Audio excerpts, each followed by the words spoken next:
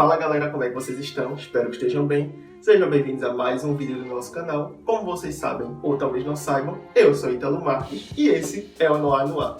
E hoje eu venho falar sobre o mais novo lançamento da Marvel nos cinemas, que vem aí para abrir a fase 5 do estúdio, que é Homem-Formiga e a Vespa Quantumania. Então se você quer saber o que eu achei desse filme, é só aguardar aí para depois da vinheta.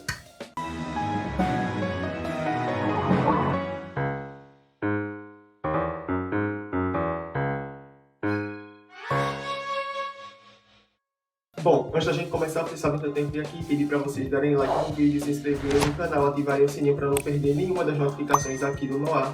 Comenta a tua opinião aí embaixo também, se você já assistiu o filme, tem expectativa, se você ainda não assistiu. Comenta também sobre o nosso trabalho aqui no Noir, a gente gosta dessa troca, dessa conversa, desse feedback, é importante pra gente e a gente aprecia demais. Compartilha esse vídeo aí com a galera que curte a Marvel, que curte cultura pop, que curte os temas que a gente traz aqui no Noir, para conhecer também o nosso trabalho, traz essa pessoa para fazer parte desse grupo. Não pede para ela se inscrever não, deixa ela vir ter a própria experiência e ela decide se inscreve ou não.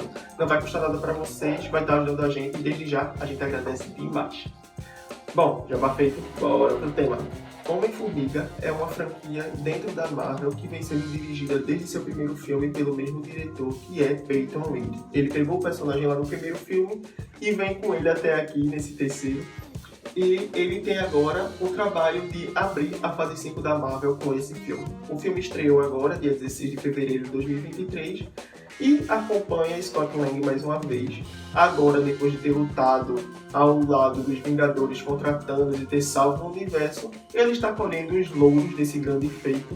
Ele é popular, ele é bem quisto pela população, pelas pessoas, ele é reconhecido. E a vida dele está perfeita, aparentemente. Ele agora tem tempo para se dedicar à família, ele está mais dedicado à relação dele com Hope, à relação dele com Cassie. Afinal de contas, ele passou vários anos da vida dela ausente devido ao fato dele estar preso no reino quântico lá. E agora ele está diante do dilema de não saber qual é o próximo passo como Homem-Formiga, porque ele já salvou o universo, aparentemente não tem nenhuma ameaça, ele escreveu um livro sobre isso, ele conta toda a trajetória dele, todo mundo admira ele, mas e aí? E o que é que tem a seguir? Ninguém sabe. Mas, por enquanto, tá tudo certo, porque ele tem a família dele ali junto, ele tá feliz, ele tá perto de quem ele ama. Porém, a filha dele, Cassie, desenvolve um dispositivo que funciona como um telescópio para olhar dentro do reino quântico. O que ela não esperava é que isso fosse desencadear um efeito indesejado que acaba por sugar não apenas ela, mas também Scott, Hope, Hank e Janet de volta para dentro do reino quântico. E agora, presos lá dentro, tudo vai se tornar uma jornada em busca do caminho de volta para casa e que vai acabar por colocar eles diante daquele que vem dominando e oprimindo o reino quântico, aquele a quem todos chamam de Kang, o Conquistador. Quando a Marvel anunciou que faria filmes centrados no Homem-Formiga, o primeiro filme mais precisamente, eu olhei e disse, pra que isso? Não tinha hype nenhum, mas assisti o filme e fiquei com aquela sensação de é uma comédia que não se leva a sério, aquela coisa meio boba que diverte ali ao longo da duração dela, tá tudo bem. Não entra no meu top 5 da Marvel, talvez não entre nem no meu top 10, mas vá lá. Ele passa de ano, digamos assim. Aí veio Homem-Formiga e a Vespa, e tudo se resume a um jogo de gato e rato para pegar aquele laboratório para entrar no reino quântico. Parecia que eu estava vendo um episódio de quase 2 horas de corrida maluca, mas ok, ainda dá para ir, apesar de ser um filme que vai de mediano para ruim, para mim. Cara, o que é a merda do filme?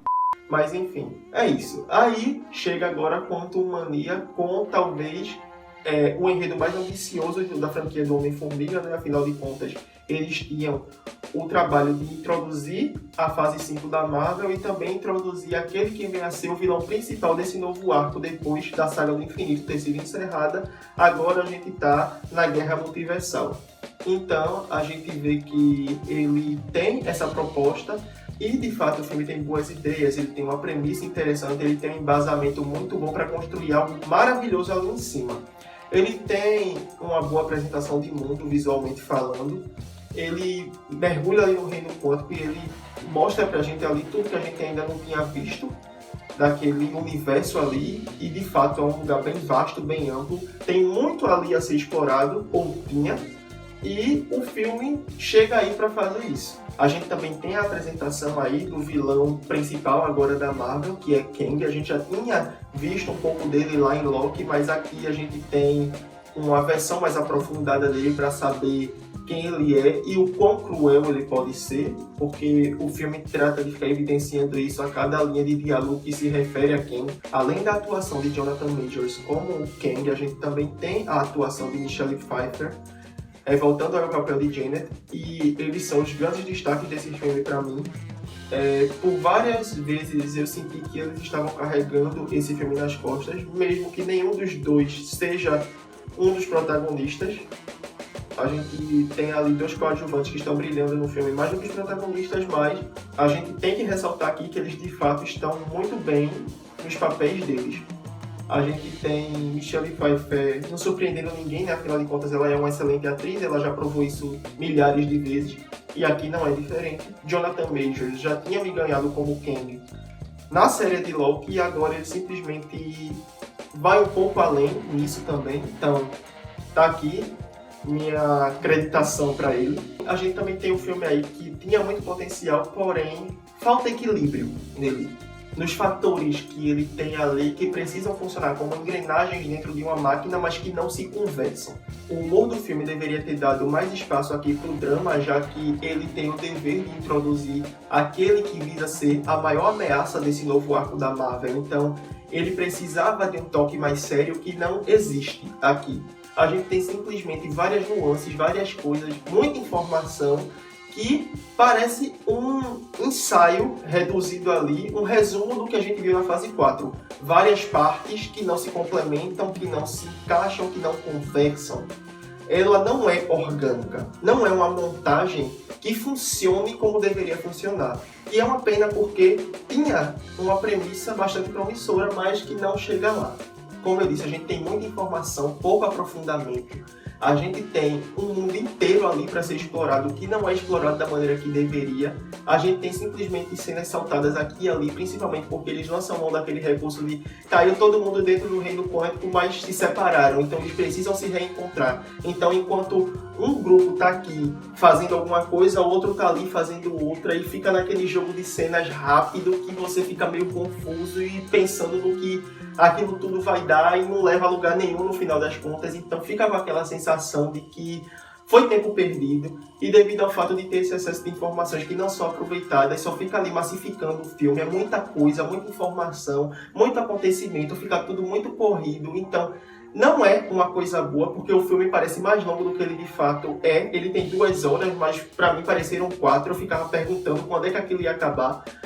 O parâmetro para eu saber se estou gostando do filme é quando ele não me faz olhar para o relógio. E esse aqui me fez olhar para o relógio várias vezes e parecia que não acabava nunca. A jornada de Scott ao longo de todo o Reino Quântico com a filha dele não me prendeu, não funcionou. É uma coisa genérica, é uma coisa boba. A motivação de Kang para querer encontrar o Homem-Formiga é uma coisa bem boba também. Então, o filme falhou em muitas coisas. Ele é fraco no roteiro, ele soa genérico. Homem-Formiga, pra mim, ouso dizer que, tirando o primeiro filme, porque não tinha essa opção ainda, o segundo e o terceiro, por mim, poderia ser lançado direto no Disney Plus, que não ia fazer falta no cinema. A gente tem muitos filmes que estão nos streamings que deveriam ser vistos numa tela de cinema, e aqui a gente tem um que é exatamente o contrário. Ele está no cinema e deveria estar no streaming. A sensação que eu tenho dele é essa.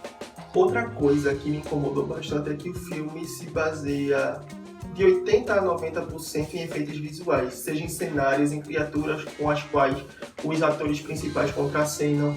Então isso meio que perde pontos pra mim, porque me dá a sensação de que poderia ser um filme que eu faria dentro da sala de casa com equipe de efeitos visuais e uma porção de telas verdes. O filme perde mérito por isso.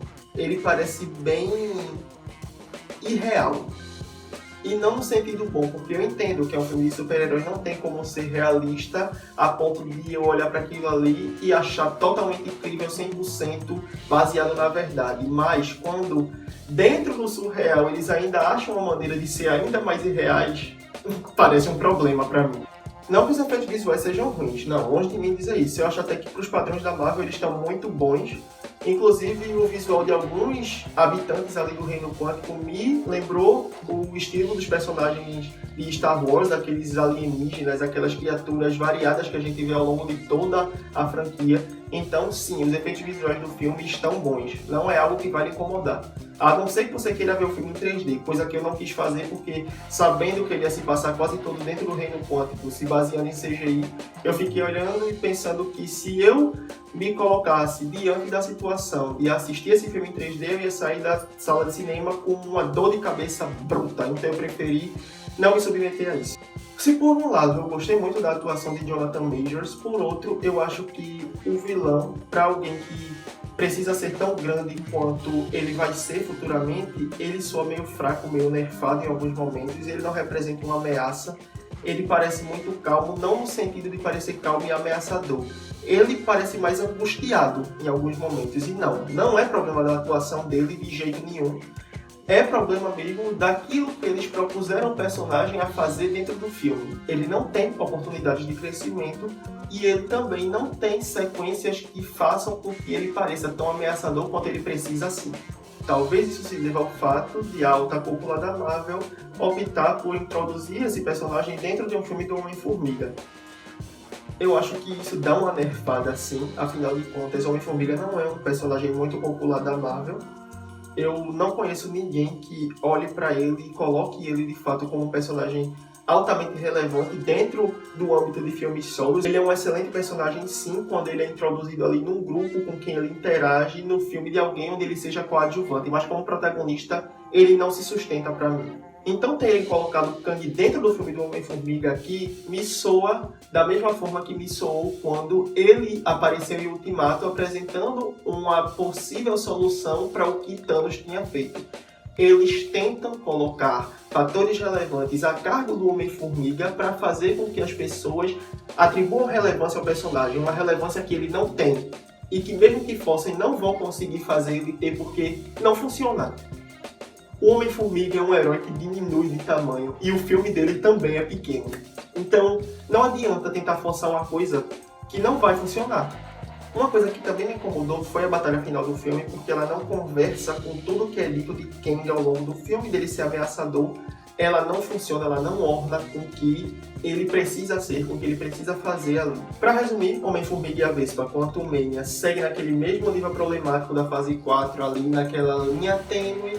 Ouso dizer até que ele ainda declina um pouquinho aqui. E eu, que não esperava nada desse filme, ainda consegui sair decepcionado. Não é novidade pra ninguém que a minha grande expectativa pra Marvel esse ano é Guardiões da Galáxia Volume 3. De resto, eu tô só deixando levar. Ironicamente, hoje ainda eu li uma declaração de Kevin Feige sobre um plano que ele tem de ainda manter a Marvel nos cinemas e nos streams aí ao longo de mais 80 anos. Reflita um segundo sobre o que você está falando. Porque se você fizer isso, eu tenho certeza que você vai mudar de opinião sozinho.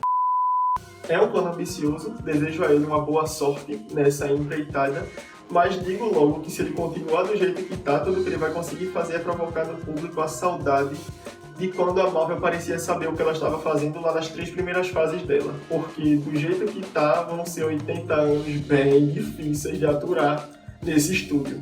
E agora eu vou fazer alguns comentários com spoilers, incluindo falar sobre as 2 cenas pós-crédito do filme, porque eu tenho amor à minha vida e eu não vou me submeter à tortura de falar desse filme em 2 vídeos diferentes, então vai ser nesse aqui mesmo.